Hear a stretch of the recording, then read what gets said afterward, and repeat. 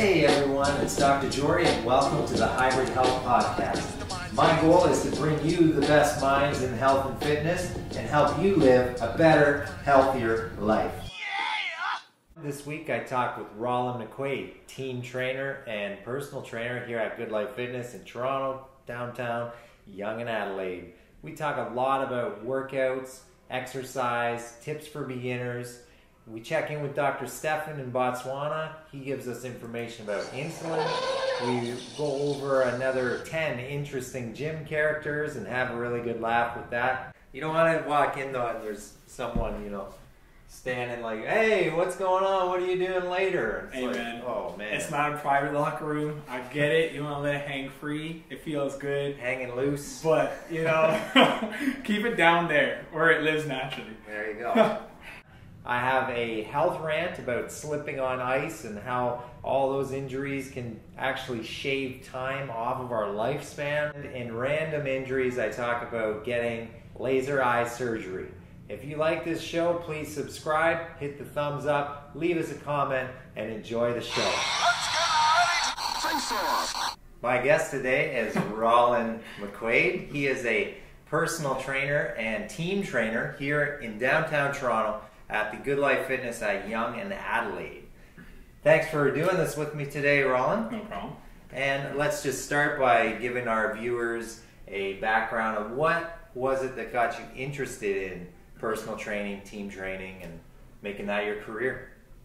Well, for me, Jory and viewers, the first thing for me is I really wanted to help people make a difference in their lives. I didn't have the ambition to be a doctor. I didn't necessarily want to go the medical route because of my views there. And I thought movement has done so much for me in my life in helping with confidence and keeping me de-stressed. So I just thought, you know what, I should be able to help people make an impact on their life the same way it's made an impact on me. Nice. Now, when you were younger, were you an athlete? Yes. You have that athlete look about you? Yeah. So what were the sports that you did? Track? Track, basketball, football, did all the jumping sports in track, cross country as well.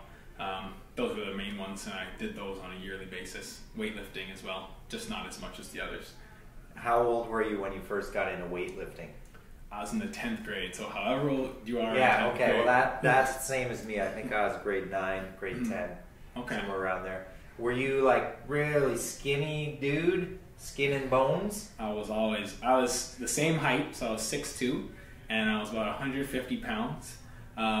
So like in comparison to now, I'm about 175. Right. Just as lean as I was there, but I was a scrawny guy, and it was in Texas, so all those guys were huge, and I was just like, nope. They grow them big out there. They grow them very big. Like 10th grade, deadlifted 700 pounds. So I was like, this is What? crazy. Yeah. Okay. Yeah, I was in the same boat, skin and bones, and I was super active, played tons of sports. That's actually what got me interested in being a chiropractor and a sports therapist, is because I had so many injuries that I got interested in helping other people with their injuries. But the working out started for me in around grade 9, 10, and I'm so glad I did it because I had low confidence at that point. I was, short and skinny, not a great combination when you go into high school. So obviously you do personal training, and most people are aware of what personal training is, but let's talk about some of your team training that you do. So there's a few different classes you teach. Okay. So in my one-on-one training, I'm more of a drastic change kind of guy, and not in the sense that you need to make a drastic change. I love getting people from very overweight to the dream body. Nice. And I love helping people get stronger, and when I say dream body, I mean building muscle, I mean losing weight. Those are my two main focuses. All the other stuff I'll usually outsource. But team training, it's a little bit different because it can't be as focused. I can't spend the time individually testing someone's muscles to see what's firing and what's not. So in team training, I focus everything around making people move as well as I can in that brief amount of time with that many people. So what that means is you're going to learn how to squat, at least with your body weight, and you're going to learn to do it proficiently. You're going to learn how to hip hinge or deadlift, kettlebell swing, or whatever it takes for us to build that patterning for you. You're going to learn how to push things properly, and you're going to learn how to pull things properly. So you use the right muscles and you move in the right way so that you can continue, if you have no injuries, to have no injuries and move injury free, or that you can help to facilitate some rehab. Perfect. And that's so important, because many people who are new to exercise, they end up maybe not having proper technique. They don't learn the fundamentals first, and then they end up getting injured, and that's what I'm here for. That's right. But it would be good to prevent those injuries from happening in the first place. That's right. Many of the personal trainers here will refer clients to me when they first start working out to make sure we have everything good structurally, make sure the muscles are stretched out, that their joints are in the right spot, they don't have any, computeritis from sitting at a desk all day. I love working together with the personal trainers here, and we've been working together as well. Now, you were talking about team training, but is there 3 different classes that you teach? So I teach 3 different boot camps. 2 of them follow a very similar structure, and I run them downstairs in our turf zone. Upstairs, it's a little bit different. It's a TRX comboed class more than anything, just because of the equipment I have up there. Explain TRX for those who don't know. Okay, so TRX is a suspension-based training in which you'll utilize straps, which are like a suspension type system, and they'll be anchored to something. So for example, if I had something on the wall here, I'd have the straps, I'd lean back, and it supports my body weight, so I can work out with my body weight if people are intimidated by weights. Do you do boxing as well? I've seen you doing that, or that's another one that they run here? They run boxing camps here. I do coach boxing, I just don't do it as much. Okay. Along the lines of working out, you've been in gyms for a long time. Yep. Even though you're still young, but yeah. You've been in gyms for a long time. And I'm sure that you've seen some interesting characters out there on the gym floor. Definitely. Now, for any of the viewers who watched the previous video that I did with Cara Leung, our massage therapist, we had a little segment called Blog Post. Last 3 months before competition, you got to shock the muscle. And I went over this blog post that it's way in the archives on my website at hybridhealthandfitness.com. But it's a celebration of 33 interesting gym characters. Now, I like to always give the disclaimer, we're not making fun here. We're celebrating the diversity of people that work out, and it's just a fun article that I wrote. So, last time, previous episode, we did characters number 1 through 10. So, right now, we're going to go characters 11 to 20, and then we'll finish another time on another episode. So I'm going to read some more of these, and then we'll just see what you think, maybe if you've seen this type of character before. Okay. All right, so number 11, continuing on the list, is the gum chewer. Okay, that's pretty easy. I don't know if we have to really talk about that too much. No. You get it, what the gum chewer is. Probably not a great idea, though, to be chewing gum while you're working out. I can think of someone doing a bench press and being here, and then the gum gets stuck in their throat. They start choking on it. Yeah. Or so. just maybe affecting how you're supposed to be breathing. You're supposed to be going, and you can't go. Right? Right. You shouldn't be blowing bubbles either while you're lifting. All right. Number 12 is the jeweler. Wears excessive amounts of jewelry during workouts, approaching levels not seen since Mr. T. You know Mr. T, right? Yeah. Okay, good. I'm old enough to know Mr. T. Perfect. Most people get Mr. T. Again, probably not a good idea to have a bunch of jewelry on while you're working out. Don't damage your stuff. Don't damage your jewelry. Another segue, I guess, from the jeweler is the lots of makeup person. Okay, that's pretty self-explanatory. Might be heading out clubbing right after the workout, which would make sense, except that even when you see them working out at 8 a.m., they're all dolled up. Some people got to go to work. Some people just want a nice booty pump before they hit the club. You know, some people want a nice arm pump for the guys that are wearing makeup. True. You know? Get the veins pumping. Or the chest pump, you know, and that's expose those true. hairs a little bit. And that way you just go straight to the club. There you go. You don't even have to shower afterwards. Your chest brings in, or your guns bring in, your glute pump brings in, whatever you want, brings in the bacon. Thank you for explaining that, because I didn't understand that person, but now I do. All right. Number 14 is the texter and the emailer. This is the most common. May have excellent endurance in their forearm and hand muscles, but don't expect them to complete a full workout.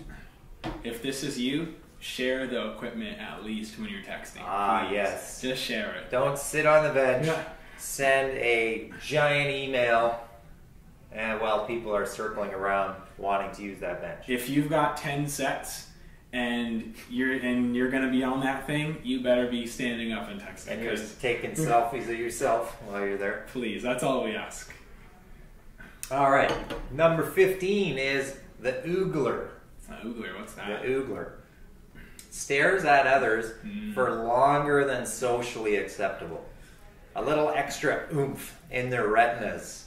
They seem to lack the look away when you get caught reflex.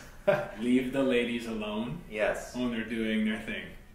They already are wearing the hats and the big, like, F off. That's a sign. And socks and the whole nine. Just leave them alone. The hat's pulled down, can't even see the face. If you make eye contact, hello, leave them alone. If you want to talk to them, many little hellos, many little greetings will get you in front of them in a less creepy manner. No creepiness.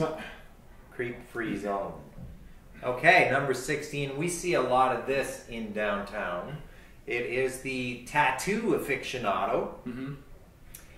Is the current square inch of tattoo coverage champion. Because the tattoo aficionado is visually stimulating, it may force surrounding members to approach oogler status as they try and look at the tattoos when the aficionado looks away. Now, I get caught doing that. When I see lots of tattoos, I'm intrigued. I want to look at what they are. But of course, if they turn around, like I'm going to look away because I don't want to be the oogler, right? So I know when it's socially acceptable to look away. Okay. Do you find that you get caught up staring at people's tattoos? Tattoos, not so much. But if I see one, I'm pretty honest. Even like in any aspect of it, if someone's working out, even back to the oogler one, if someone looks great, if someone's got a tattoo. My profession is with bodies. If someone's looking good, I'll be like, you've done great work. I've seen you over the past couple months put in the work. It's really showing off. And if you've got great tattoos, I'll be like, man, I'm looking at your tattoos. They look crazy. So, and that's a great point.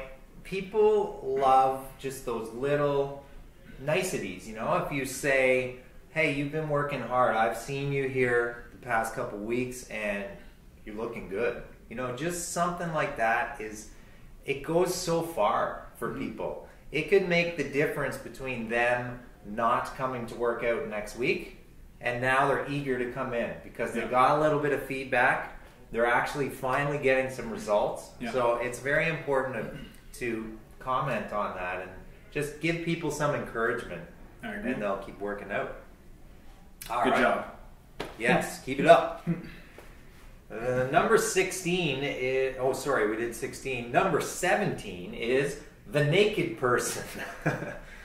The naked person. Okay, now I don't mean out on the floor working out. Not naked during the workout. Just most of the time spent in the change room. No attempt is made to cover up the genitals. Ever. Yeah. Okay? Unfortunately, this person doesn't usually have a fitness model body either, right? I've seen them both, and if I go in there, I just keep eyes front. Yes. Eyes up and eyes front. That's right. You don't want to walk in though and there's someone, standing like, hey, what's going on? What are you doing later? It's man. Oh, man. It's not a private locker room. I get it. You want to let it hang free. It feels good. Hanging loose. But, keep it down there where it lives naturally. There you go.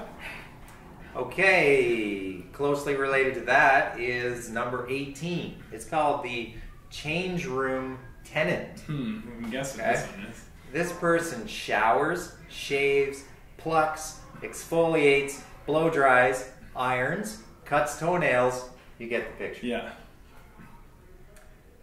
Number 19 is the Jim Tenant. Okay. So, does 2 to 3 workouts per day, 7 days a week. And there are definitely people like that. And that is fantastic. I would just say maybe take 1 day off. Just take 1 day off. You need time for recovery, repair your tissues, and you'll be that much stronger if you do take a day off, decrease your inflammation levels. On that same note, if you, depending on how smart you structure your program, if you know how to do that, or depending on if you're recovering, that's a better thing. So Or Jory if you touched get on some that. expertise Right. from Rolin. So if you're recovering well and you're moving forward towards the goal, so if you're tracking how far you can run and you're doing something like this, or you want to do a triathlon, if you have a smart program and you're actually improving on your times, that's great. If you're doing this and you're constantly feeling more and more tired, or you're getting injured, or inflammation, not everybody knows inflammation, so use injury as a marker and your energy levels as a marker. If you are seeing those things go down, you definitely need to scale back. Like Jory said, maybe 1 day, maybe 2, maybe you have cycles, maybe 1 month, that's one cycle that you're doing this, and then you cycle off and you cut back and you go in 1 or 2 days, and then you can go back to that. But the point is, proper structure, proper periodization is what's going to determine if that's successful or not. Right, and many people who are new to the workout game, that is just very hard to understand. It's hard to understand the whole periodization thing, and that's where they should consult an expert like you. Okay, we've got one more today. It's number 20. It is the garage sale facilitator. Okay, garage sale facilitator. Leaves weights and fitness equipment scattered across the floor. So it looks kind of like a garage sale setting. Yeah. I just noticed that you got triggered on that one a little bit. I get triggered on this hard. I'm not the cleanest person in terms of I'm always super clean with my house or anything like that, but I'm very tidy. When I work out, I have a space. My clients will have a space. We're in a big scale gym. Everybody needs the equipment. We've got to share it. But even more so than that, on that same trend, if you're going to use it all, that's fine. Put it back. Please. Just put it back Please. where you found it. If it says 20 pounds, put the 20s on 20s, not the 60s and 20s. Because the little guy or the new person who wants to go pick up the 20s can't move the 60s back, might not be able to move the 60s back where they need Could to go. injure themselves Right? too. Keep everyone safe. Make it easy on all us. Or someone might leave, say on bench press, they'll leave the weights on. Yeah. And then you're not sure, like, is someone there? Yeah. Are they still working out? I don't know. And then it might screw up your workout because you could have just got on there right away if the weights weren't sitting there because you don't know. All right.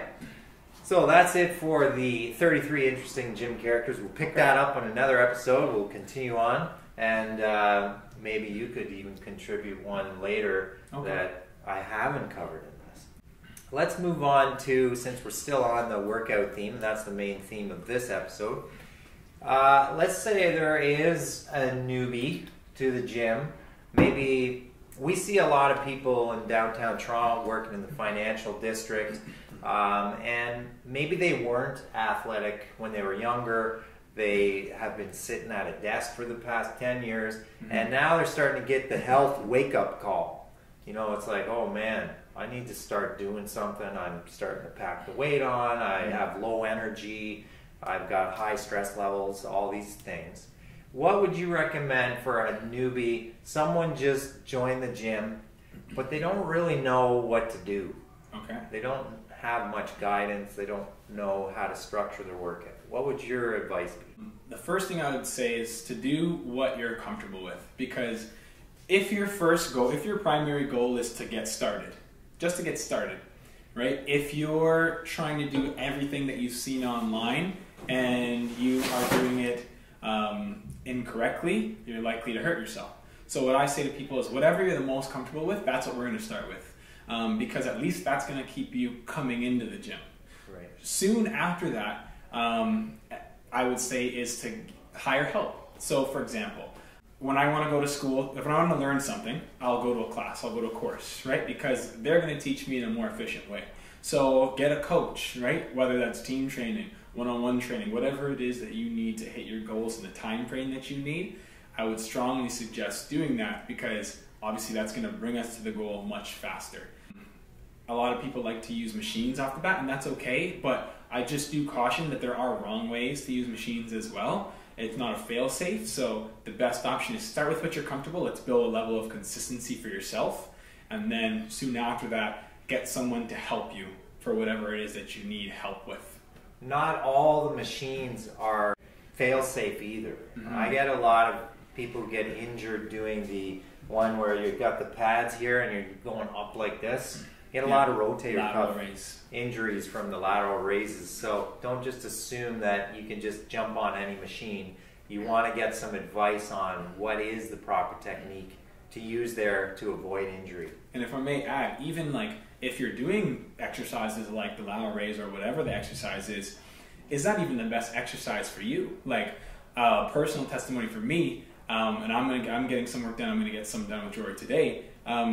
I can't do a lot of pressing movements without shoulder pain, depending on how I do them or how I set myself up to do them, because there's a difference. I can do them if I set myself up properly and get the result I want, but I can't go heavy. So there are movements I can do to work my chest and my triceps that will have zero effect on my shoulders whatsoever. I can still develop my chest if that's what I'm looking for or what you're looking for without causing me any pain whatsoever. Right. Well, speaking of building chest, and when we work out, there is a hormone, insulin growth-like factor, IGF-1. Some people will take IGF-1. And the reason that I'm getting to that is we're going into our segment here with Dr. Stefan from Botswana. He's sending me a deep thought today, and he says, "Hey, Dr. Jory, did you know insulin plays a very important role in blood pressure? When insulin levels are elevated, that causes the kidneys to reabsorb sodium chloride. That's basically salt. This, in turn, results in increased blood pressure. This has led some researchers to hypothesize that insulin levels may play a more important role in chronic hypertension, so high blood pressure, than dietary sodium intake.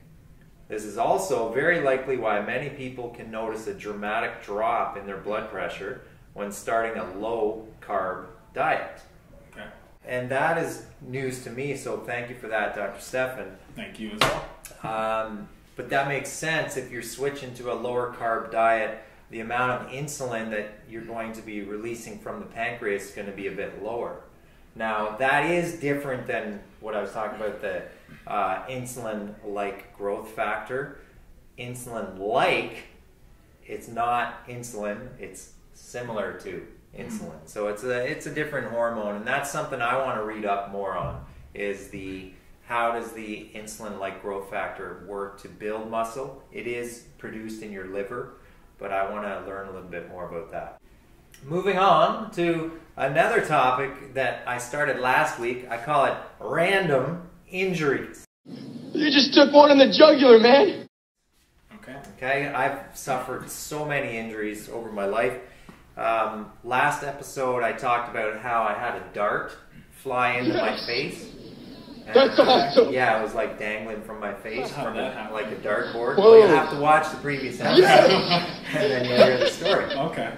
But this one, this week, I wouldn't even call it an injury, but I'm going to include it in the random injuries because it is a pertinent topic, and you'll see why in a second.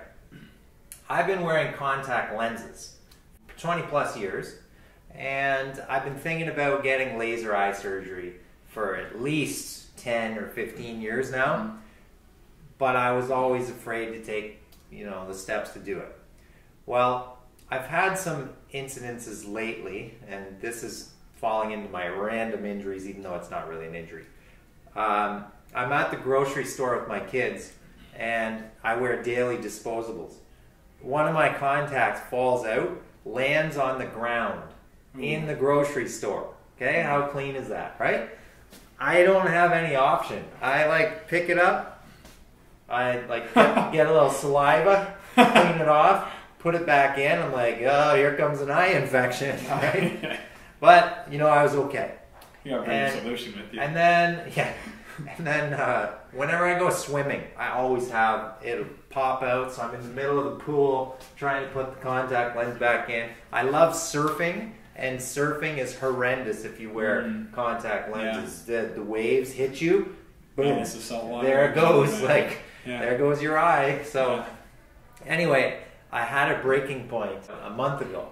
I was with my son at the Toronto Public Library, and I was sitting down in this chair using the computer at the library, which is a little sketchy.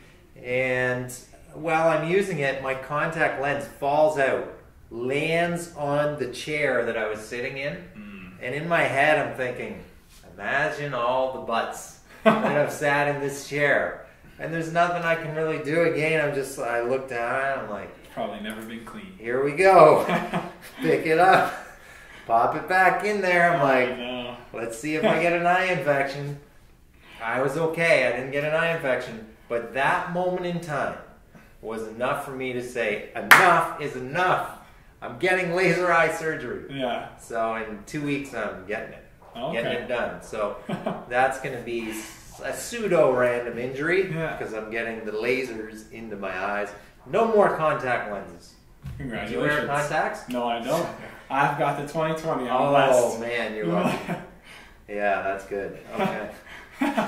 I'm looking at this and I'm like, I can read this without squinting. This is good. Nice. Yeah, I'm looking forward to that. Next segment is one of my health rants. This is bad. Previously, I've ranted on peanut allergies and how I think it's crazy that there's a ban on peanuts in schools because I think that's making things worse because now the kids aren't getting early exposure. Yeah. Last episode, I ranted about sunlight. Why is everyone hating on the sun? And vitamin D synthesis. Today's rant is a little different. It's, again, this is sort of indirectly related to a health rant. The reason I got thinking about this was my wife slipped on ice on Friday night. She thought she broke her ankle. Turns out it's a sprain, and she was on crutches for a couple days. Now she's doing a lot better. She's starting to walk on it. But it got me thinking about how harsh the winter is living in Toronto and how it takes years potentially. Let's say it takes months to years off your lifespan to live in Toronto in the winter. And what I mean by that is everybody's going to wipe out at some point on the ice, slip and fall. So whether you break your wrist, you break your ankle, you sprain your ankle, you tear cartilage in your knee. There's so many different injuries you can get from slipping on ice. And it got me thinking how over time that's going to cause problems. Like say, for me, I'll give you an example. During the ice storm of 8 years ago, I was walking on the ice, I slipped, sprained my ankle, and I'd already sprained my ankle like 20 times, but that one was like a whole new ball game. Yeah. I was like, oh man, I have really messed it up this time. Yeah. Right? I knew it was bad. So it later led to me getting reconstructive ankle surgery, like a year and a half later. And although it feels a lot better now, I'm going to get arthritis in there, right? So I'm thinking like, because of slipping on that ice, now I'm going to get arthritis sooner in my ankle if I didn't slip on the ice, right? And then pertinent to that too, like how many people once they're 50 plus slip and break their hip or break their leg? My mother-in-law recently broke her femur slipping on ice. And there's terrible stats, you can look them up, over what is the mortality rate after you fracture your hip. It's like you have an increase of something like, and I'm just pulling this number out, but I think it's something like you have a 50 or 60% higher chance of dying in the next 2 years after you get a hip fracture. So it just really got me kind of like I love living in Toronto, but if you lived in California, let's say, you're not slipping on ice ever. You're getting a lot more sun. You're getting a lot more sun. I mean, I guess you could get maybe skin cancer a little bit easier, but you're not going to be getting these random wipeout injuries that will decrease your ability to be active when you're older. So that's my health rant. I'm feeling a little pissed off about ice and slipping on ice. Okay, I'll segment on that. Like, Yeah. I personally, so I wear boots in the winter, and they're not like amazing boots, just Sorels. So they don't have like any anti-slip or any of that stuff. But similar to what Jory's saying, like you're guaranteed to almost slip at some point, or slip for sure. What I do to kind of combat that, because I'm the morning bus runner. Like I always am supposed to leave on time. I do that too. You know, and you start sprinting towards the bus. You're on the sidewalk. There, if it's not salted, there's snow or there's ice, or you don't know where it is.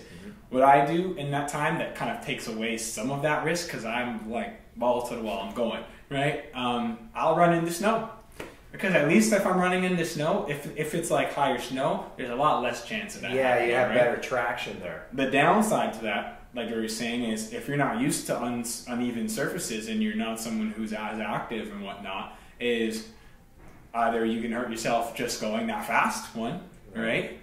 Tear a muscle. Right? Or two, the uneven surfaces in boots. Like I know sometimes if I'm not warm, because I'm never warm coming out of my house in the morning to go to catch the bus or the streetcar, your ankles might feel funny because the boots are stiff. But at least that kind of combats the whole slip vibe. If there's no salt, wear some boots, just walk in the snow or walk closer to the snow. So at least you have some traction. Yeah. And another random injury. So I've had 4 knee surgeries. I was shoveling the driveway a couple months ago. I actually love shoveling. I'm one of the few people that loves it because it's forced exercise.